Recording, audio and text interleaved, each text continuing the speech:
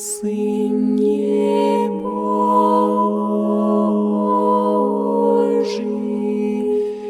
помилуй мя грешного,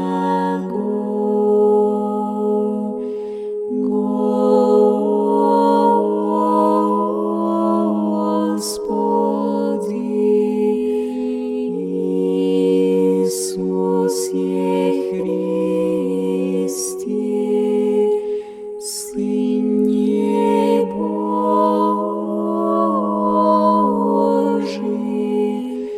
помилуй мя грешного.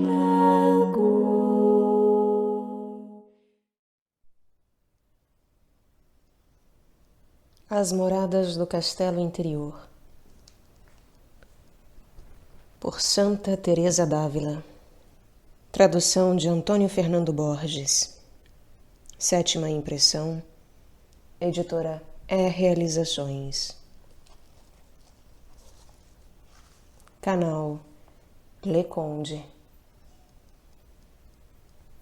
Caro ouvinte, se você gosta das leituras aqui do canal, se você preza por esses livros, leve em consideração comprá-los. É importante manter a circulação dos livros viva, assim como leve em consideração doar R$1 para o canal. O meu Pix está no descritivo.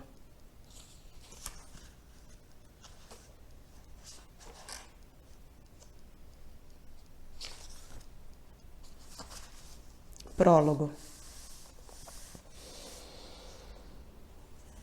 Poucas ordens que recebi da obediência me pareceram tão difíceis quanto a escrever agora sobre assuntos de oração. Primeiro, porque não me parece que o Senhor tenha me dado espírito ou desejo para isso. Depois, porque há 3 meses ando com um zunido e uma fraqueza tão grande na cabeça que me custa escrever até mesmo sobre negócios indispensáveis.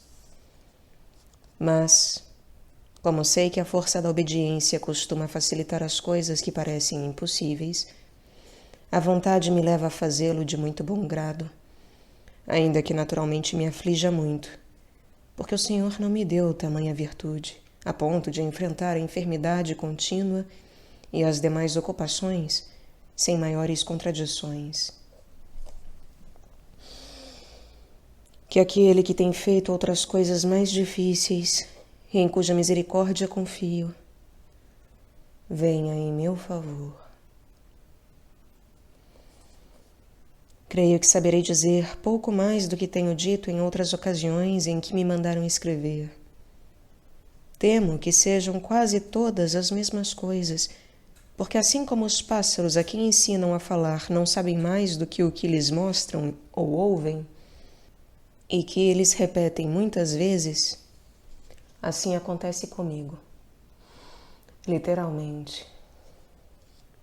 Se o Senhor quiser que eu diga algo novo, Sua Majestade mesma o concederá a mim, ou me será trazido à memória o que disse em outras vezes, que até com isso me contentaria, pois a tenho bem ruim, e gostaria de atinar com alguns pontos que disseram estarem bem ditos ali, e que talvez se tenham perdido. Se nem isso o Senhor me conceder, terei lucrado em me cansar e aumentar as dores de cabeça, ainda que ninguém tire proveito de minhas palavras. E assim, começo a cumprir hoje, dia da Santíssima Trindade de ano de 1577, neste mosteiro de São José do Carmo de Toledo, onde atualmente me encontro, sujeitando-me em tudo ao parecer daqueles que me ordenaram escrever, que são pessoas de grandes letras. Se alguma coisa que eu disser não estiver de acordo com a doutrina da Santa Igreja Católica Romana, será por ignorância e não por malícia. Disto se pode ter certeza, que sempre estive e estarei sujeita a ela, pela bondade de Deus. Para sempre seja bendito e glorificado Amém. Quem me mandou que escrevesse disse que estas monjas dos nossos mosteiros de Nossa Senhora do Carmo têm necessidade de que se esclareçam para elas algumas dúvidas em matéria de oração. E como lhes parecia que as mulheres entendem melhor a linguagem de outras e que ninguém poderia escrever sobre isto tão bem quanto eu, caso acerte em dizer alguma coisa, estarei apenas como que conversando com elas. E embora pareça desatino supor que eu possa beneficiar outras pessoas, Nosso Senhor me concederá uma enorme graça se isto vier a servir a alguma delas para que o louvem um pouquinho mais. Sua Majestade bem sabe que não pretendo outra coisa. E está bem claro que, se me for dado atinar em dizer alguma coisa, elas saberão que não vem de mim, pois que não há motivo para isso, a não ser que alguma tenha tão pouco entendimento quanto eu tenho habilidade para semelhantes coisas, quando o Senhor, por sua misericórdia, não o concede a mim. Primeiras Moradas. Capítulo 1.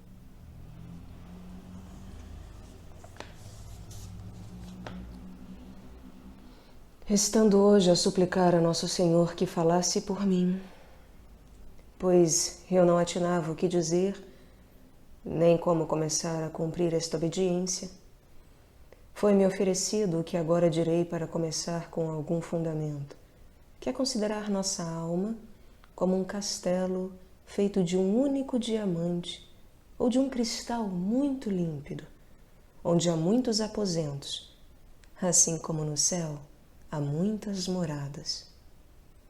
Se pensarmos bem, irmãs, a alma do justo não é outra coisa senão um paraíso, onde ele diz encontrar seus deleites.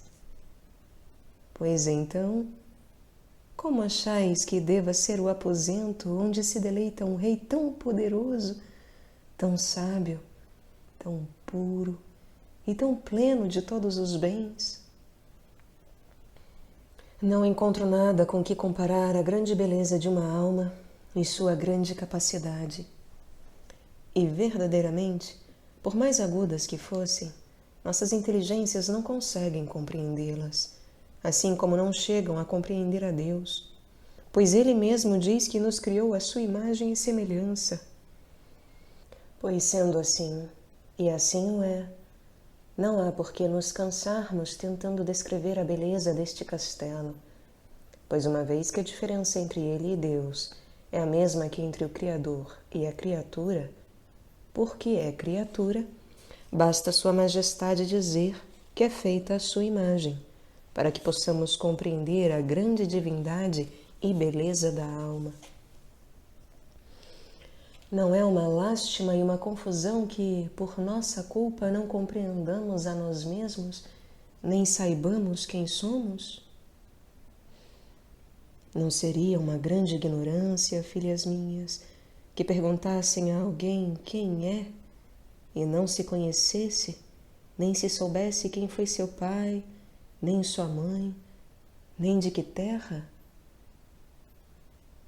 Pois se isto seria uma grande bestialidade, é incomparavelmente maior a que existe em nós quando não procuramos saber o que somos, mas nos detemos em nossos corpos, e assim, por alto, porque ouvimos e porque a fé nos diz, sabemos que temos almas. Mas que bens possa haver nesta alma, ou quem está dentro dela, o seu grande valor, isso poucas vezes levamos em consideração, e assim nos preocupamos tão pouco em conservar sua beleza com todo o cuidado. Tudo se limita para nós ao grosseiro engaste ou muralha deste castelo, que são nossos corpos. Pois consideremos que este castelo tem, como eu disse, muitas moradas, umas no alto, outras embaixo, outras nos lados e no centro, No meio de todas estas está a principal, que é onde ocorrem as coisas mais secretas entre Deus e a alma.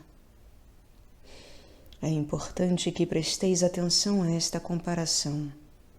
Talvez queira Deus que, por meio delas, eu vos possa dar a entender um pouco sobre as graças que Ele concede às almas e as diferenças que existem entre elas, até onde eu entenda que seja possível, pois que todas será impossível que alguém venha a entender, já que são muitas, e menos ainda alguém tão ruim quanto eu. Pois será um grande consolo para vós, quando o Senhor vos nos conceder saber que é possível. E a quem não conceder, que louve sua grande bondade, porque assim como não nos faz mal considerar as coisas que há no céu e aquilo de que desfrutam os bem-aventurados, antes nos alegramos e procuramos alcançar aquilo de que desfrutam, também não nos fará mal ver que é possível, neste desterro, que um Deus tão grande se comunique com os vermes tão mal cheirosos e amar uma bondade tão bondosa e uma misericórdia tão sem limites. Tenho por certo que há aquele a quem fizer mal compreender que é possível para Deus conceder tal misericórdia neste desterro, faltam humildade e amor ao próximo. Senão, como não iremos nos alegrar em saber que Deus concede estas graças a um irmão nosso, o que não impede que conceda também a nós, e em que Sua Majestade demonstre suas grandezas, seja em quem for. Algumas vezes será apenas para demonstrá-las, como disse sobre o cego a quem deu a visão, quando os apóstolos lhe perguntaram se o era por seus pecados ou pelos de seus pais. E assim acontece que não as conceda a uns por serem mais santos do que aqueles a quem não o faz, mas para que se conheça sua grandeza, como vemos em São Paulo e em Madalena, e para que o louvemos em suas criaturas. Haverá quem diga que parecem coisas impossíveis e que é melhor não escandalizar os fracos. Mas perde-se menos em que alguns não acreditem do que em privar de tais proveitos as almas que Deus beneficia, que se regalarão e despertarão para amar ainda mais a quem concede tantas misericórdias, sendo tão grande seu poder e sua majestade.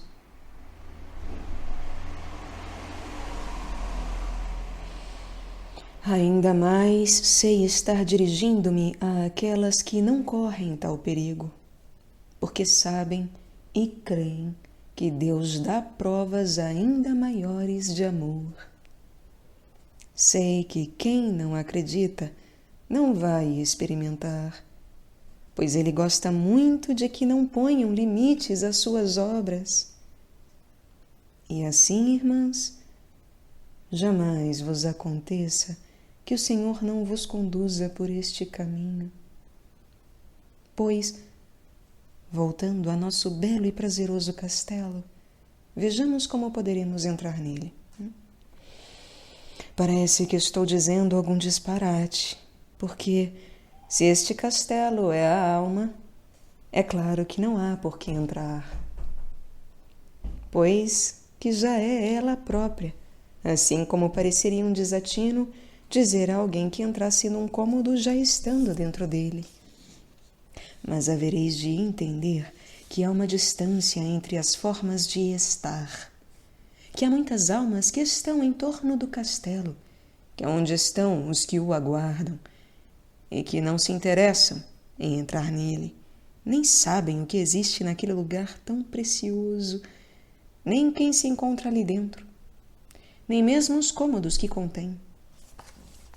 Já deveis ter ouvido em algum livro de orações conselhos para que a alma penetre em si mesma, pois que é disso que se trata. Dizia-me há pouco um grande homem letrado que as almas sem oração são como um corpo paralítico ou entravado que, embora tenha pés e mãos, não os consegue comandar. É assim mesmo. Há almas tão doentes e voltadas para as coisas exteriores que não têm remédio, nem parece que possam penetrar em si mesmas, pois que já se acostumaram tanto a lidar com os parasitas e as feras que estão em torno do castelo, que já se assemelham a elas. E, embora tão ricas por natureza e capazes de conversar com o próprio Deus, não têm mais remédio. E, se estas almas não procuram entender e remediar sua grande miséria, acabarão como estátuas de sal, sem voltar a cabeça para si, tal como aconteceu com a mulher de Ló. Porque, até quanto posso entender, a porta para se entrar neste castelo são a oração e a meditação. Nem digo mais mental do que oral, pois que para que seja oração, deverá ter meditação. Porque não chamo de oração aquela que não presta atenção naquele com quem fala, nem naquilo que pede ou a quem pede, por mais que os lábios se mexam. Porque, embora algumas vezes isso possa ocorrer a quem se esforce em rezar bem, haverá de ser por motivos que se justificam. Mas quem tivesse por costume falar com a majestade de Deus, como falaria com o seu escravo, sem nem reparar no que está dizendo, mas dizendo o que lhe vem à cabeça, já tendo decorado por haver repetido outras vezes, não estará fazendo oração. E não permita a Deus que cristão algum tenha este destino. Que entre vós, irmãos, espero em Sua Majestade que jamais haja ninguém assim, pelo costume que temos de lidar com as coisas interiores, que é bom demais para cair em semelhantes bestialidades. Pois não estou me referindo a estas almas entrevadas, que se o próprio Deus não vier mandar que se levantem, como ao homem que estava havia 30 anos no tanque, são desventuradas e correm grande perigo. E sim, as outras almas que, enfim, entram no castelo e, embora estejam bastante envolvidas com o mundo, têm bons desejos e, vez por outra, se encomendam a Nosso Senhor e meditam sobre si mesmas, ainda que sem se deterem muito. Às vezes, no espaço de um mês, rezam com a cabeça voltada quase sempre para 1000 negócios, pois que estão de tal modo apegadas a eles que, tal como se diz, onde está seu tesouro, ali está também seu coração. Algumas vezes procuram se desapegar, e já é uma grande coisa este reconhecimento de que não estão caminhando direito para chegarem à entrada. Por fim, acabam entrando em alguns dos aposentos mais baixos, mas junto com elas entram tantos parasitas que nem lhes permitem ver toda a beleza do castelo, nem ficar em sossego. Mas já fazem muito em terem entrado. Pode-vos parecer, filhas, que isto não vem ao caso, pois pela bondade de Deus não sois deste tipo. Tende paciência, pois não saberei falar sobre algumas coisas interiores da oração, tal como as entendo, a não ser deste modo, e permita ao Senhor que eu consiga dizer alguma coisa, pois que é bem difícil o que vos quero explicar, quando não se tem experiência. Quando se tem, como havereis de ter, não poderei deixar de tocar em certos pontos que queira o Senhor, com sua misericórdia, nunca nos diga a respeito.